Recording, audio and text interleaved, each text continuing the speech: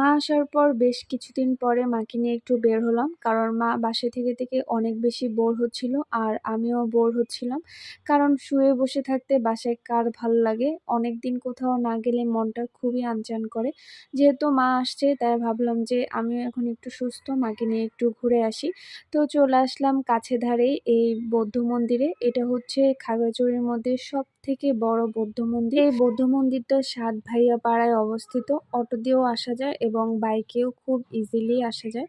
আসার পরে আমরা পুরো মন্দিরটা ভালো করে ঘুরে দেখছিলাম। আর আমি তো এরকম ফাজলামি শুরু করছি। কারণ হচ্ছে কোথাও গেলে আমার কিছু একটা না করলে শান্তি হয় না। আমার অনেক মজা লাগতেছিল এই জায়গাটা উঠে, কিন্তু একবার যদি পড়ে যাইতাম হাত পা হয়তোবা ভাঙতো না, কিন্তু গড়াইয়া একদম খাদের নিচে যাইতাম।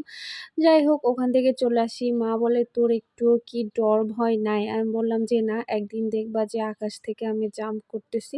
সেটা হয়তোবা আমার স্বপ্নই থেকে যাবে।" যাই হোক এরপর আমরা পুরো মন্দিরটা ঘুরে দেখছিলাম। আর একটা কথা হচ্ছে, এখানে জুতা পায়ে ঢোকা যায় না।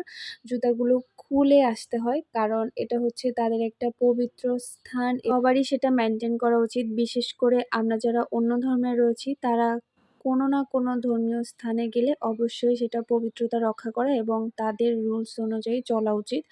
যাই হোক এখানে একটা রাবার প্ল্যান্ট গাছ দেখে আমার তো খুবই খারাপ লাগতেছিল। কারণ হচ্ছে আমারও একটা রাবার প্ল্যান্ট ছিল।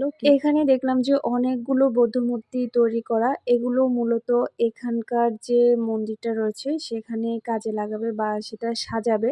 তো সবগুলো একসাথে এখানে তৈরি করে রেখেছে এবং রং করে রেখেছে। আর এই প্রত্যেকটা মূর্তি একেকজন একেক রকম। I mean আলাদা ব্যক্তি। দেখে হয়তোবা মনে হবে যে সবগুলো একই রকম। আসলে এরকম কিছু না। প্রত্যেকটা ব্যক্তি আলাদা।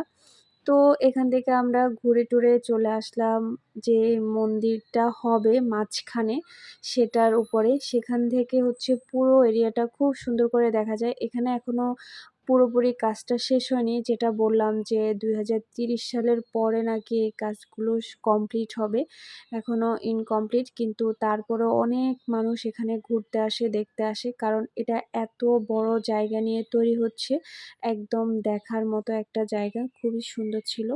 তো আমরা পুরো এরিয়া ঘুরে টুরে আসলাম একদম গেটের কাছে।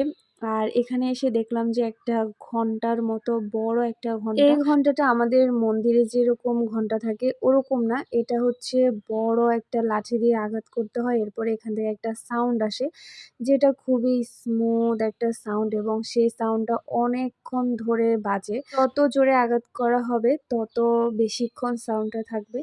তো এই ছিল আমাদের ঘোরাঘুরি অ্যান্ড টাটা।